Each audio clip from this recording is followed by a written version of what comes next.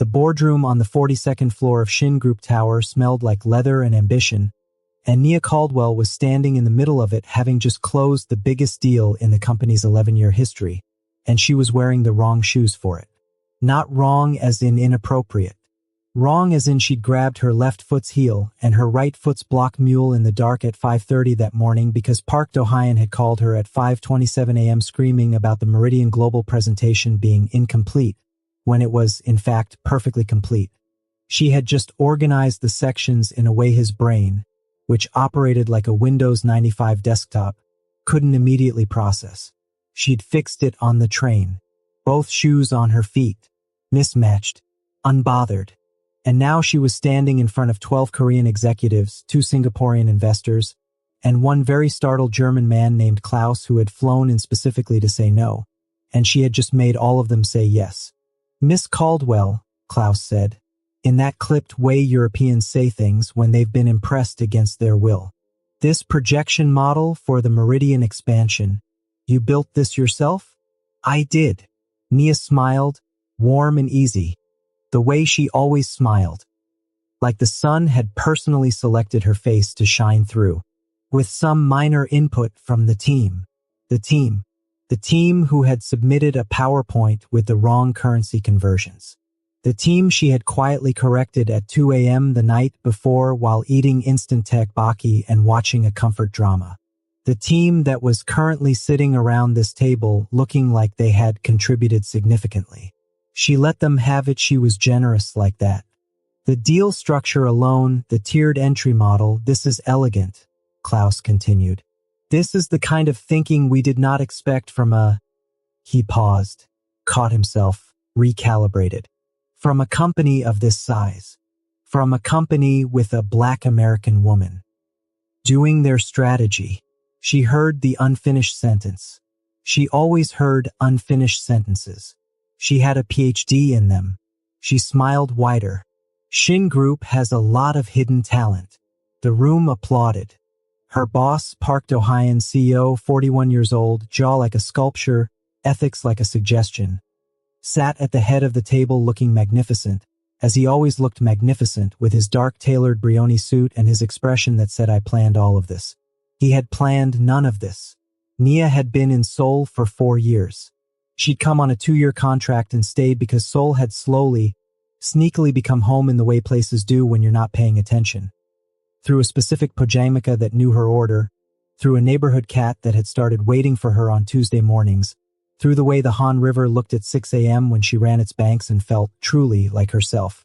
She was 29 years old, from Atlanta originally, had a master's in international business from Georgetown, spoke Korean at a level that regularly made native speakers blink in surprise, and had a sense of humor so dry it needed SPF.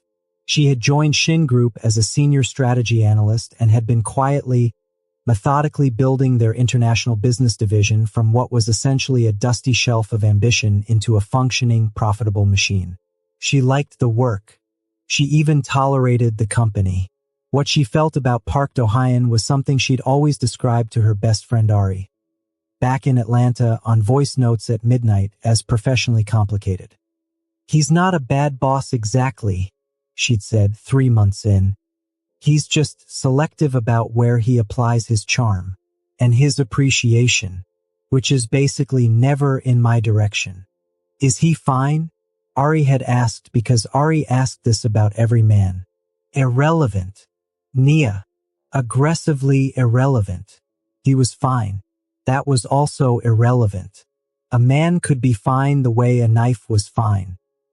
Beautiful, sharp, and not something you trusted at your back. Park Do-hyun had never been outright cruel to her.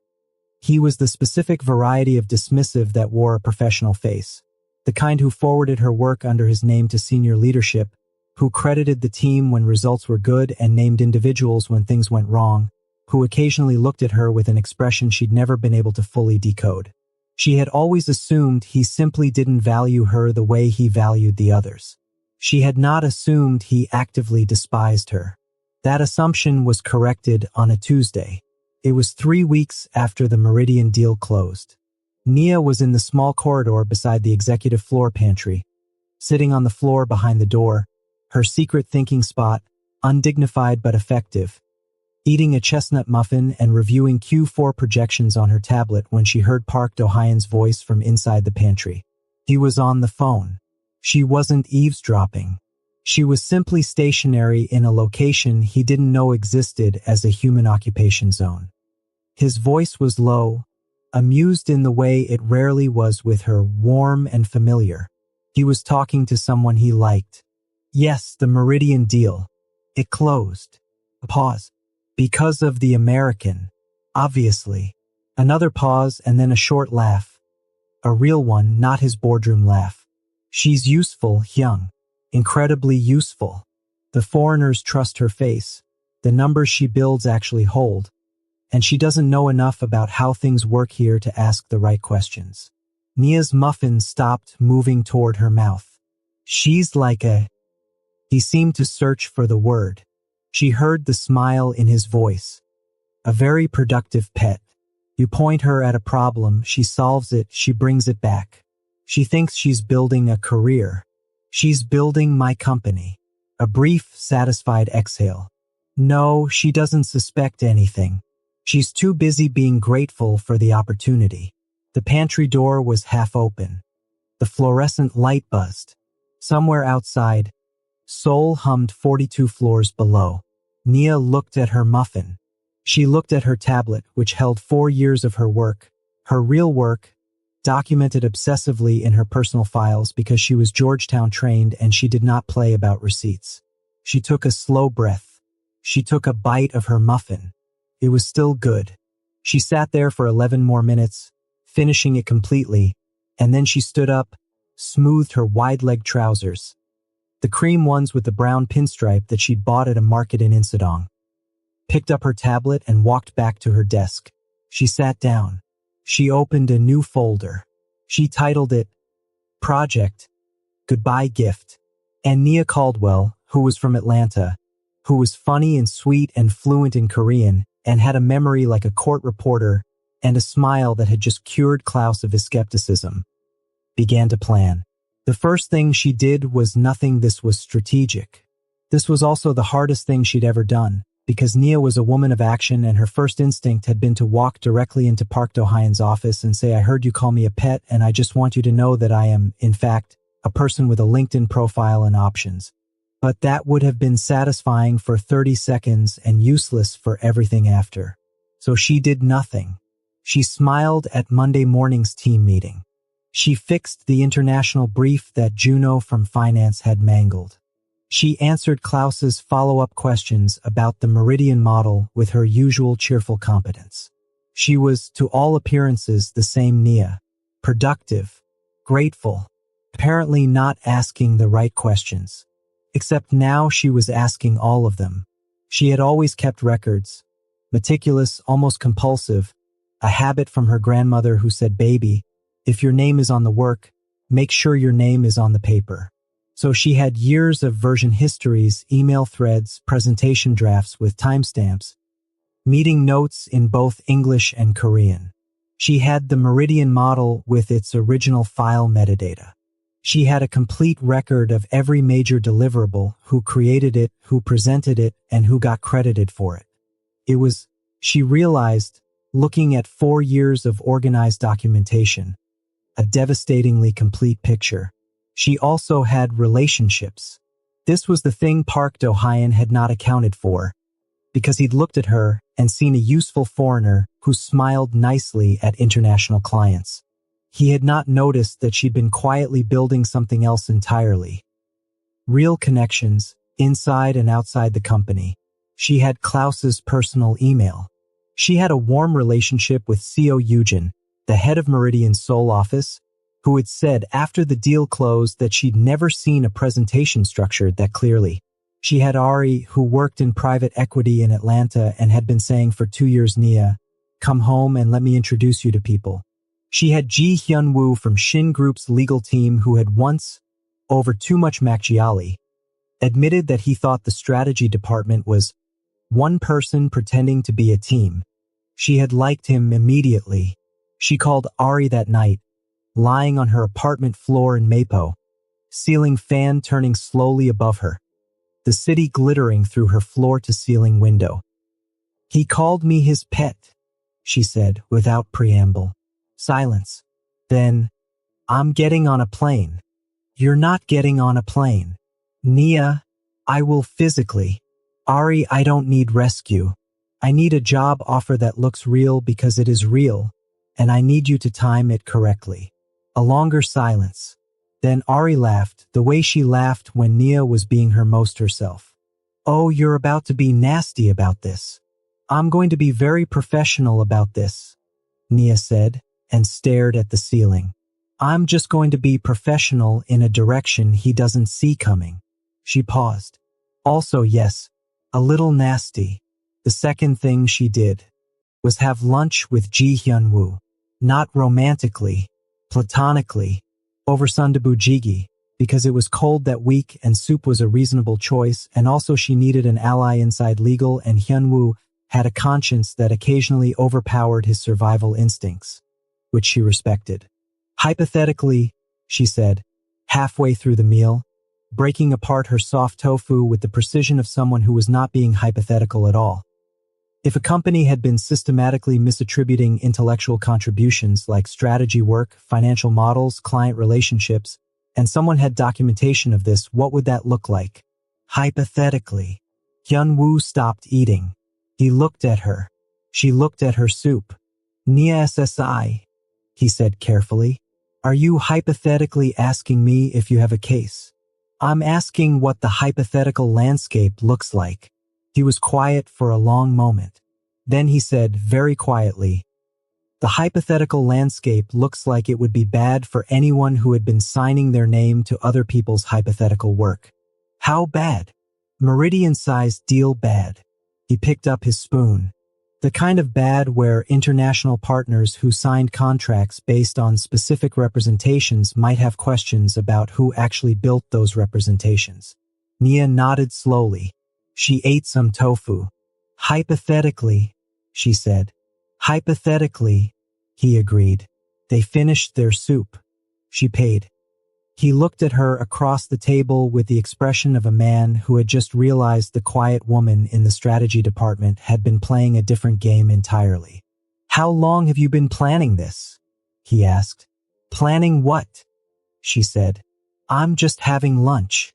She put on her coat, the camel wool one with the oversized buttons she'd found at a vintage store in Hongdae, and walked back into the Seoul afternoon. And she was, for the first time in 3 weeks, genuinely smiling. The offer from Ari's firm came in writing on a Thursday, which Nia had requested because Thursday was the day Park Do-hyun held his weekly strategy review, and she wanted the contrast to be cinematic. It was a real offer. Ari had been thorough senior director of international strategy at a private equity firm with a Seoul satellite office, a salary that made Nia's current one look like it was apologizing for itself, and a scope of work that was essentially everything Nia had been doing with her name on it. Nia printed it, physically, on the office printer, which was perhaps theatrical, but she was from Atlanta and she had been raised to make moments land. She read it at her desk. She set it face down. She went to the Thursday review. The Thursday review was held in the medium conference room, not the big boardroom, the smaller one with the glass wall and the uncomfortable chairs that Park Do-hyun had never replaced because he claimed discomfort kept people concise. There were 6 of them. Nia, Park Do-hyun, the 2 senior analysts Chai-won and Min-jun, Juno from finance, and Sohee from business development, who was 26 and very smart and had been watching Nia for a year with the focused attention of a person who was learning something. The review started normally. Nia presented the Q4 international pipeline, 12 slides, clean, specific, built on the back of the Meridian model she'd adapted for 3 new prospect markets. Park Do-hyun sat at the head of the table and listened with his chin in his hand. And at the end he said, "Good work, team," which was what he always said. "Thank you," Nia said. "I did want to flag something before we close the meeting." She said it pleasantly, like she was flagging a formatting issue. "Of course," Park Do-hyun said. His eyes moved to her briefly, that unreadable look. "What is it?" She reached into the folder she'd brought, leather portfolio, deep burgundy, a birthday gift from her mother, and slid a single sheet across the table. "I'll be submitting my formal resignation at the end of today," she said. "But I wanted to give you a professional heads up before it came through HR. I've accepted a senior director role elsewhere." The room did the thing rooms do when the floor drops. Everyone became very still. Park Do-hyun looked at the paper. He looked at it for a moment too long. Then he looked up at her and his expression was, for the first time in 4 years, completely unguarded. She watched the calculation run across his face. She watched him do the math. The Meridian expansion was in phase 2. The Daegu retail pitch was in 3 weeks. The Singapore office projections, the ones only she fully understood, were due to the board in a month. She watched him understand exactly how load-bearing she was. "This is," he stopped, recalibrated. His boardroom composure reassembled itself. "This is unexpected." "It is?" she said with genuine-sounding surprise. "I've been here 4 years at the same level. I think it's a natural next step." This was true. This was unarguably true. This was the kind of true that sits in a room like a brick. Chai-won, to her left, glanced between them with the expression of someone watching a drama they hadn't been warned was happening today. So he was looking at her desk. Minjun had found something very interesting to read in the corner of the ceiling. "We can discuss your level," Park Do-hyun said. "Your compensation. If you'd like to." "I've already accepted," Nia said with her full, warm, morning sun smile. "But I appreciate it." She stood. She smoothed her blazer. The green one, structured shoulders, bought 2 weeks ago specifically for a moment she hadn't known yet would be this one. "I'll make sure all files are transferred completely. Everything is documented." A brief, lovely pause. "I'm very thorough with documentation." She picked up her portfolio. "Have a great Thursday, everyone," she said, and walked out. Park Do-hyun called her into his office 9 minutes later. She counted. His office was all dark wood and floor-to-ceiling windows and the kind of clean that required a dedicated person to maintain. He was standing when she entered, which meant he was either agitated or trying to perform dominance. Probably both. "Sit down," he said. "I'm comfortable standing," she said pleasantly. "I won't be long." He looked at her. Then he sat down himself, which rearranged the power geometry in a way she appreciated. He leaned back in his chair and studied her with an expression she'd never seen him use before. Careful reassessing. "The new position," he said. "Is it the money?" "It's many things." "Tell me what it would take," he said. "Director title. Revised salary. You'd lead the international division formally, with your name on the Do-hyun SSI." She used his name without the formal address attached to his title calmly, the way you'd speak to a person you were done performing for. "I'm not negotiating." He went quiet. His jaw shifted just slightly. "You can't leave before the Daegu pitch," he said. "The pipeline you built is fully documented," she said. "Every model, every assumption, every data source. It's all in the shared drive in folders titled clearly enough that anyone can follow them." She tilted her head. "I told you I was thorough. The Singapore projections. Also documented. And so he is sharp enough to walk the board through them. You should have been developing her for this anyway." The words landed. She watched them land. "You've been planning this," he said. He said it slowly, like he was discovering something he should have seen much earlier. "I've been preparing," she said. "There's a difference." A silence stretched between them. Outside, Seoul sprawled silver-gray and enormous under an overcast sky. The river was a dark ribbon from this height. "You're the best strategist this company has," he said. Came out strangely, like it cost him something, and like he resented the cost. "Yes," she said simply. "I know." She'd spent 4 years waiting for him to say it. She was glad she'd stopped waiting. She turned toward the door. "The Meridian model," he said behind her. "The original. It had your name on the file." She paused, turned back halfway. "It does," she confirmed, "along with the version history, and the email threads, and the meeting recordings I was copied on, where the structure was discussed." She met his eyes. "Thorough, like I said." She opened the door. "My last day is in 2 weeks," she said. "I'll be fully professional until then. I always am." She left. She walked to the elevator, pressed the button, stepped inside, and as the doors closed, she exhaled the way a person does when they've been holding something for 3 weeks. Long, quiet, complete. Then she took out her phone and sent Ari a single text. "Done. Phase 1 complete." Ari responded in 4 seconds with 27 fire emojis and a voice note that was mostly screaming. What Nia had not anticipated, and she was good at anticipating things, was Klaus. He called her personal cell on a Friday morning, 3 days after her resignation, while she was at her favorite cafe in Yeonam-dong eating a brown butter croissant that deserved its own memoir. "Miss Caldwell," Klaus said in his clipped, won't admit he's impressed voice, "I have heard, through channels, that you are departing Shin Group." "You heard quickly," she said. "I have good channels." A pause. "The Meridian Phase 2, the expansion into the secondary markets. The model for that was yours. It wasn't a question. It was a team effort," she said by reflex.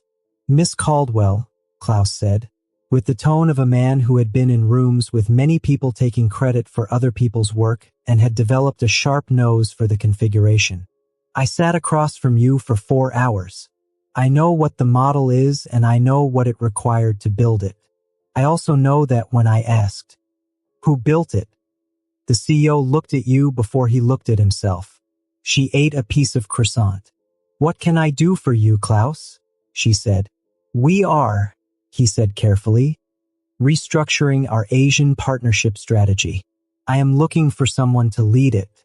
Someone who understands the regional market, who builds models that hold, and who is, and I mean this precisely, not currently under contract somewhere I cannot poach them from." The cafe was warm. A song played from the corner speaker that she recognized from a drama she'd watched twice. Outside, the Yeonam-dong street was doing its weekend thing. Slow, pretty, full of people with nowhere urgent to be. Nia put down her croissant. "Tell me about the role," she said. Nia's last day at Shin Group fell on a Friday in early December. She wore all black, which was not intentional as a statement but which she acknowledged, privately, worked as one. She spent the morning doing final handoffs, which were immaculate because she was Nia Caldwell and she did not do shabby work even when leaving, and the afternoon attending a small farewell gathering organized by So-hee, who had cried a little and then been embarrassed about it, and Chai-won, who had hugged her for a long time and whispered, "I've been watching everything you do for 2 years and I'm going to be insufferable about it," which Nia took as the highest compliment. Juno from finance brought a cake. It said, "We will miss you. Please come back," in both Korean and English, which made Nia laugh so genuinely that her eyes watered. Park Do-hyun did not come to the gathering. She hadn't expected him to. She cleared her desk. There wasn't much. She was a neat person, and took the elevator down for the last time and stepped out into the Seoul December air, which was cold and clean and smelled like roasted chestnuts from the cart on the corner. She bought a bag. She ate them walking to the subway. She felt, with every step, a lightness that settled in her chest like something that had been waiting years to land there. She heard nothing from Park Do-hyun for 11 days. She spent those 11 days onboarding at the private equity firm, where Ari had set up her office with a diffuser and a small succulent and a framed card that said, "Here is your name on the door," because Ari was committed to the bit. She was getting her footing, learning the new rhythms, introducing herself to the Seoul office team, beginning the structural review for the Asian market strategy. She was busy. She was genuinely happy. The succulent thrived. Then Klaus called, with perfect timing, on day 12. I have made a decision, he said. Regarding Meridian's next phase, we will be bringing in an external strategist to oversee implementation. Someone with deep familiarity with the model. A brief pause. I have offered the contract to you. Nia, who had been expecting this, smiled at her office window, which had a very nice view of the Namsen Tower. I'd be glad to take the contract, Klaus.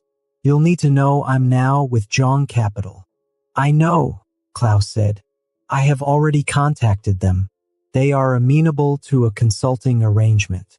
It is, apparently, already standard in your contract terms. Because Ari had written her contract. And Ari read everything. Perfect, Nia said. There is one thing, Klaus said, his voice dropping into something more delicate. When I informed Shin Group of my decision to bring in an external consultant for Phase 2, their CEO contacted me directly. Oh, she said. He was emphatic, Klaus said, with the diplomatic restraint of a man choosing that word carefully, about the depth of Shin Group's continued involvement. He mentioned internally available talent. He mentioned continuity. He mentioned several things. Another pause. He then asked who I was bringing in. When I told him, he became very quiet for quite a long time. Nia looked at Namsan Tower. She waited. He then asked if he might contact you personally, Klaus said. I told him I couldn't facilitate that, but that you were, as far as I knew, reachable. He said he had your number. A dry note entered his voice. He seemed uncertain whether you would pick up. She thought about that. Park Do-hyun in his beautiful office, looking out at the Han River, dialing her number and not knowing what would happen. She was right. That was what happened. He called at 7:43 p.m. while she was on her couch in Mapo eating leftover kimchi fried rice and watching the drama she'd been putting off finishing. She let it ring 4 times, not 5, for she wasn't dramatic, and then picked up. Nia SSI. His voice was composed. He was always composed. Thank you for answering. Of course, she said pleasantly, pausing her drama. How can I help you? A beat. He absorbed the how can I help you. She felt him absorb it. You're doing the Meridian Phase 2, he said. I have a consulting contract, yes? Through Jong Capital. And Klaus brought you in specifically, he said. Because of the model. Apparently, she could hear his office. The quiet of it. The 42nd floor hum. I wanted to apologize, he said. She blinked. She set down her fork. This was not what she had expected. She'd prepared for negotiation, for maneuvering, for a pitch disguised as a conversation. She had not prepared for apology. I'm listening, she said carefully. What you overheard. He stopped. You know what you heard. I do. It was a long-waited pause. It was unacceptable. There is no version of it that isn't. His voice had lost its composed finish. He sounded, she thought, like a person rather than a CEO. I have been thinking about it for 3 weeks, and I don't have an explanation that makes it better. I have reasons. They are not excuses. She said nothing. She was very still. You built that company, he said. The international division. From nothing. And he stopped again. I told myself a story about it. That I was the one who built the structure that allowed you to, that you needed the platform I provided. I told myself that story for a long time, and it was easier than the real story. Which was, she said, that you were better at this than anyone I'd hired, he said. And I didn't know what to do with that. So I made it small. I made you small. A pause so long she could have read a chapter in it. I called you a pet, to someone I trusted. And I was wrong. Profoundly. Nia looked at her fried rice. She thought about the pantry, the fluorescent buzz, the muffin she had finished completely. She thought about 4 years of her name in file metadata and not on presentations. 4 years of good work. Team. 4 years of being pointed at problems and expected to bring them back and be grateful for the throw. She thought about Sohee and her watching eyes. About Chaewon's whispered insufferable. About Juno's cake.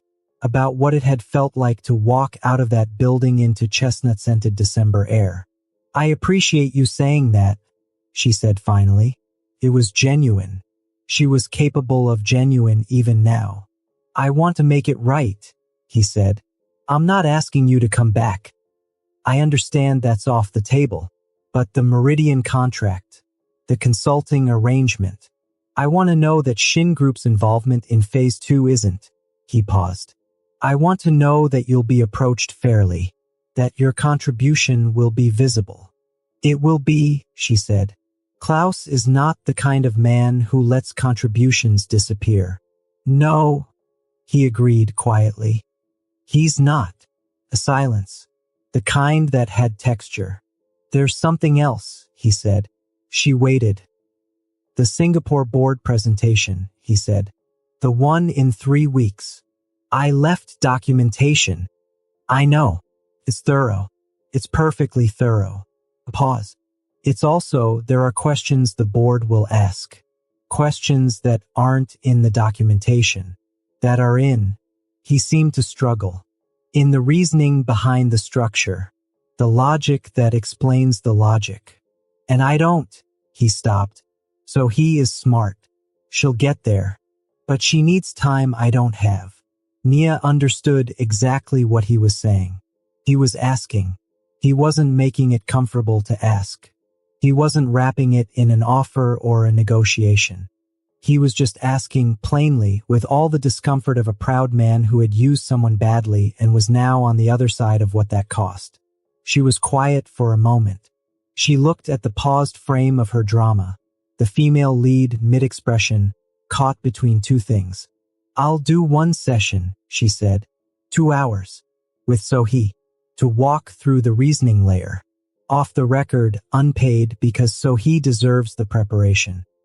And that's between her and me. She paused. You will not be in the room. Understood. And Dohyun SSI. She used his name again that way. Calm. Done with performance. The next person who does what I did in your company. You see them. Actually see them. You put their name on the work. A long pause. Yes, he said quietly. I understand. Good. She picked up her fork. Have a good evening. She hung up. She unpaused her drama. She watched the female lead make her choice. The one you'd been waiting for since episode 1. And outside, Seoul glittered in full December form. All lit up and enormous and indifferent and absolutely hers.